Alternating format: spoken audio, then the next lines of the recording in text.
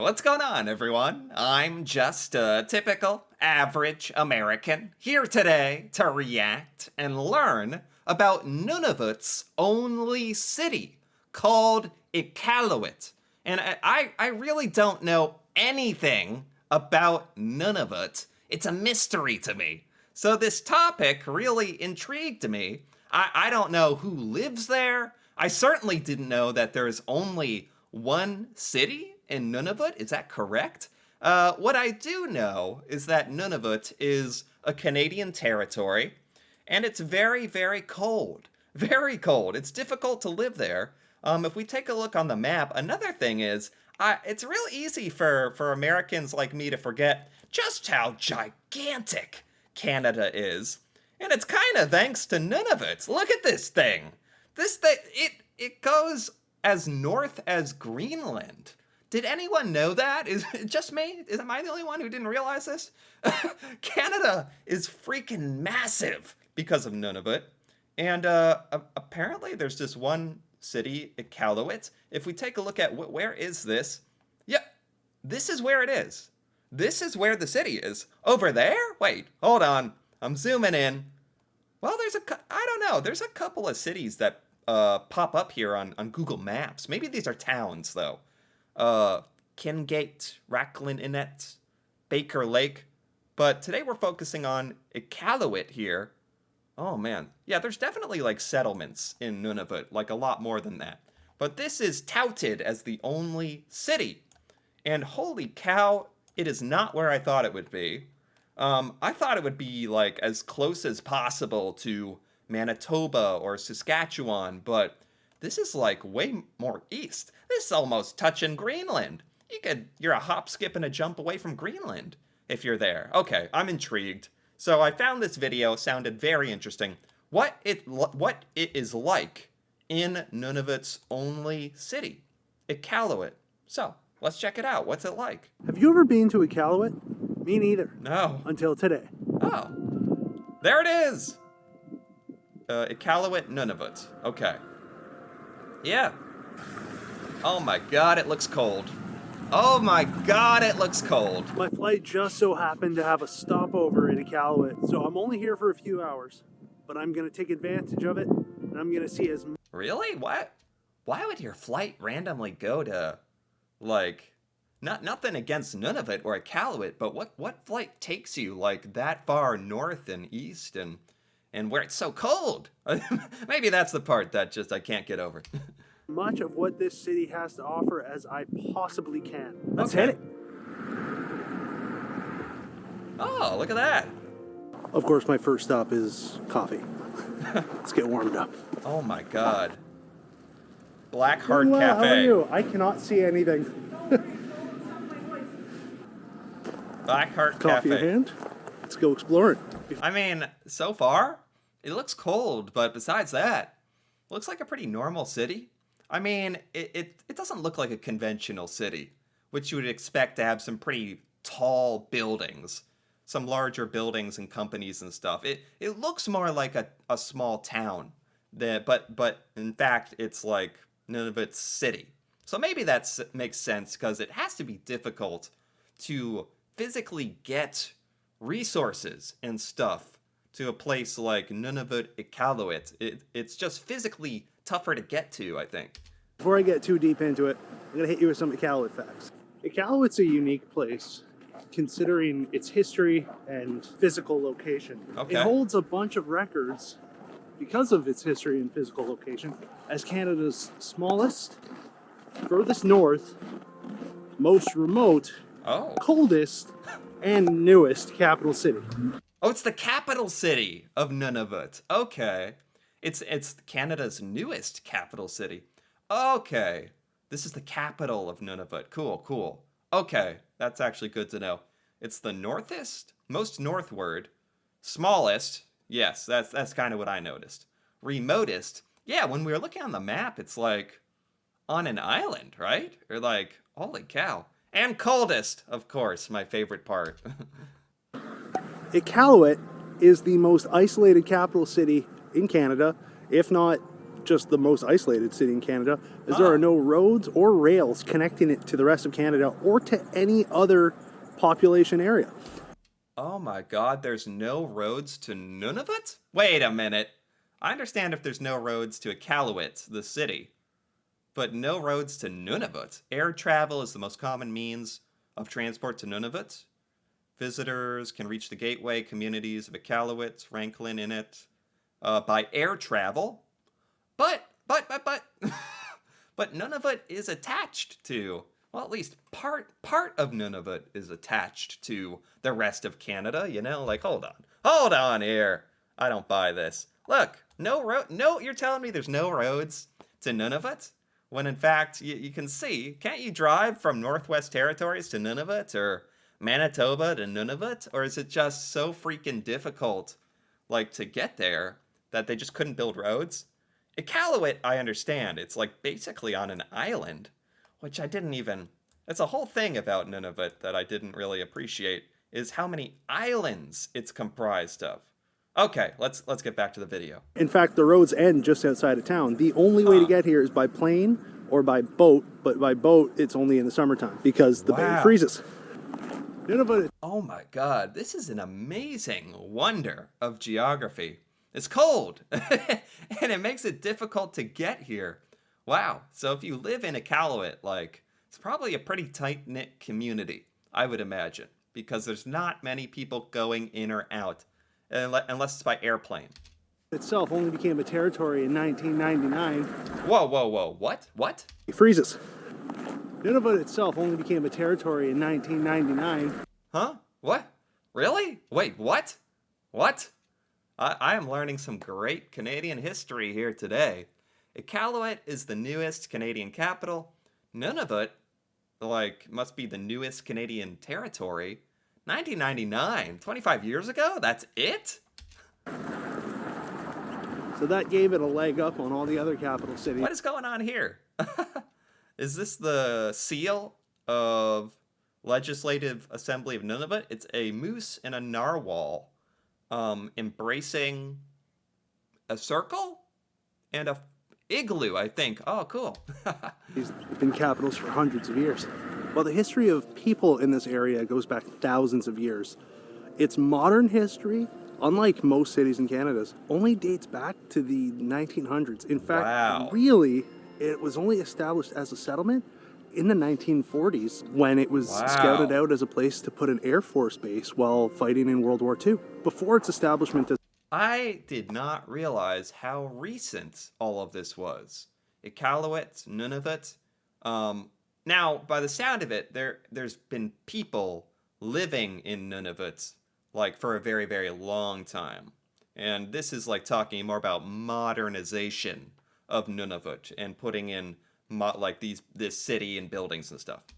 As an Air Force base and then a city, it was a common fishing ground for the Inuit and their predecessors. And that's actually... Oh, the Inuit. Okay, so we're talking about, like, native Canadians who have lived in Nunavut, like, for many, many generations before. Okay. To where its name comes from. Iqaluit translates to land of many fish. So it's good fishing out here. Nice. So one thing I'm finding interesting about Iqaluit is that there are no stoplights. There's no... Oh, even in Iqaluit, Nunavut, you got the English and the French and a third language. Is that like an indigenous language, perhaps? Huh. Sidewalks, and the roads don't follow... Okay, what's he saying about sidewalks? There are no stoplights. There's no sidewalks. And the roads don't follow a grid system. They just kind of wind around up the hills here. Okay. So I know that some of you are wondering, and yes, there is a Tim Hortons. That's good. That's funny. Of course. Why wouldn't there be? Of course. Oh, cool. They got cool license plates. If you live in Nunavut, you deserve to have a freaking polar bear on your license plate. That's just impressive.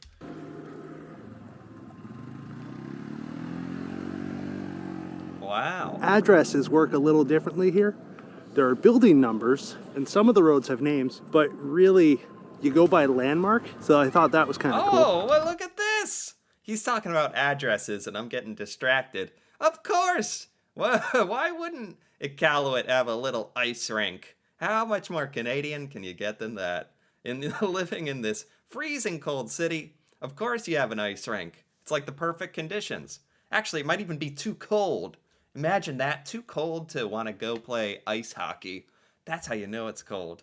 But that's funny. You never see something like this in the United States. Maybe if you went very north, very, very north in the United States. But for the most part, you never see a legit ice rink with like kids playing. That's fun. That's cool. People just know their way around, and all the buildings are super colorful, and most of them are really unique, so you can tell them apart really easily. And it's a small enough city that you can really know more or less where everything is. They don't even have addresses in this city. They don't have sidewalks, no streetlights. You just say, I'm heading to the old red and green building. See you there. Speaking of landmarks, this is St. Jude's Cathedral. It is the coolest building in town, in my opinion. It is a church in the shape of an igloo. Of an igloo! It's in the shape of an igloo! That is great. By far, the most iconic building in town. Okay. St. Jude's Cathedral. That's cool. What makes you think of the Arctic more than igloos? Seriously. My next stop is one of my favorite things, museum. Museum. Iqaluit has a museum. Cool.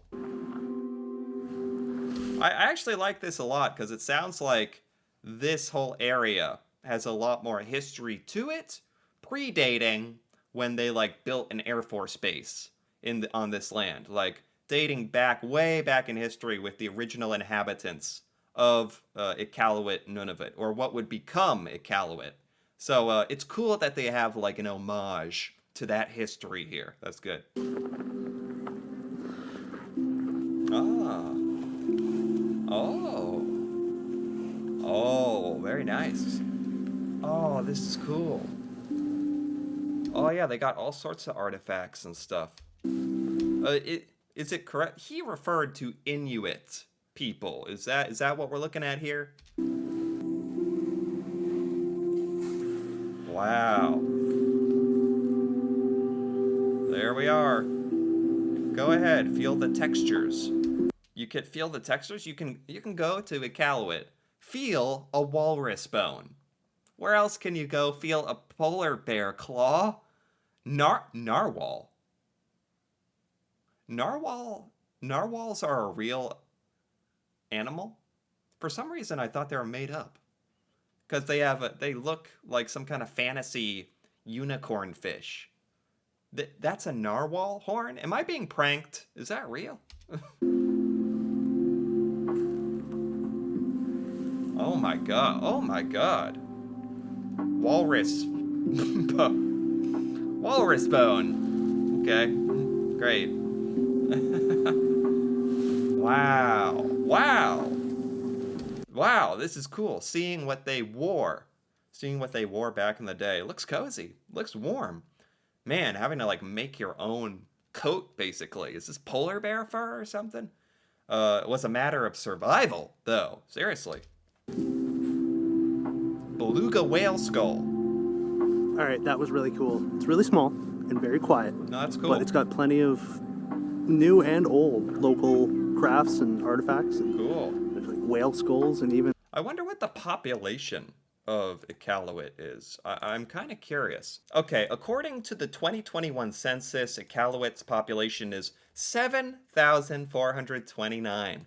7,429 people in the entire city. That is very tiny population, but I was kind of interested because now that we've seen a bit of the city and the roads and how it works, it's like, this seems small, and it's like, how many people are actually living in this super remote, super difficult place to live? And apparently 7,000 are. So that's interesting. And a walrus penis bone. Yeah. So that was I noticed that. Yep. weird. But that was cool. I love museums, man. Oh! Whoa! That's a perk. That's a perk of getting to live in Nunavut, in Iqaluit, is getting to ride around on one of these snowmobile type things. You just go into the grocery store. You can go through the Tim Hortons drive-through in your snowmobile. That's awesome. That's fun. That looks fun. Ah! Another quick stop in town is Art the gallery. Inuit Art Gallery, Art gallery, okay. which is absolutely incredible. Wow. Thousands of items of jade and soapstone and ivory carvings. There's Oh my god. I'm a sucker for random knickknacks. I'm a sucker for them. So this would be like heaven. there's preserved skulls and bones from local animals. Really? Thousands and thousands of items in there from all Inuit artists. Oh my god. You get a polar bear statue? A narwhal statue? Think about it. From all over the Northern Territories here. It's really cool. Almost everything in there is for sale, so if you did want to get something, that'd be a good place to do it. That's cool. That's very cool. This town is really cool. I'm thoroughly impressed with how walkable it is, and despite being only 7,500 people, it's got a lot to see. You know, Yeah. it's a cool place. Yeah, it's like, it's not the biggest city by any means. As a matter of fact, it's small. But it's got everything you need by the look of it. It seems like a nice little community. And interesting how there's not even sidewalks. Like, in a way, it's just like, hey, walk wherever you want. Place to spend a day. Pizza Hut. Pizza Hut and KFC. All right. I take back everything I said. This would just be you got everything you need. Paradise. Yeah, it's a little cold. Whatever. It's got Pizza Hut and KFC and Tim Hortons. You know, it's fine. Well, friends, that's about it for me. My bus should be here any minute to give me to the airport. Thanks for coming along. Wow. Fascinating. Fascinating. Here's like an aerial view. Yeah. Wow. That was really interesting. Like I said, I didn't know anything about Nunavut. I forgot what it even looked like on a map, honestly.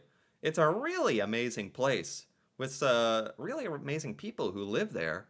And obviously it has a pretty rich culture and a history that I didn't even realize. He was saying that Nunavut became a territory only 25 years ago. This city wasn't built that long ago. Very, very interesting stuff. Honestly, at first I was just interested in learning about how treacherous it could be to live in a place like Iqaluit in Nunavut. But that was apparent here with the freezing cold and just how everything is set up and how small it is and how remote it is. But also a lot of this was just teaching about what a cool place it is. Not just that it's a really treacherous kind of area of the world to live in, but that it's a really, really kind of cool, special place as well. So for that reason, I enjoyed this quite a bit. Anyway, if you enjoyed this as well, feel free to give this video a like or leave a comment with your thoughts on Iqaluit or Nunavut. And if you're interested in more videos like this, me reacting to Canada and Canadian culture, feel free to subscribe for more. And until then, thanks for watching and see you next time.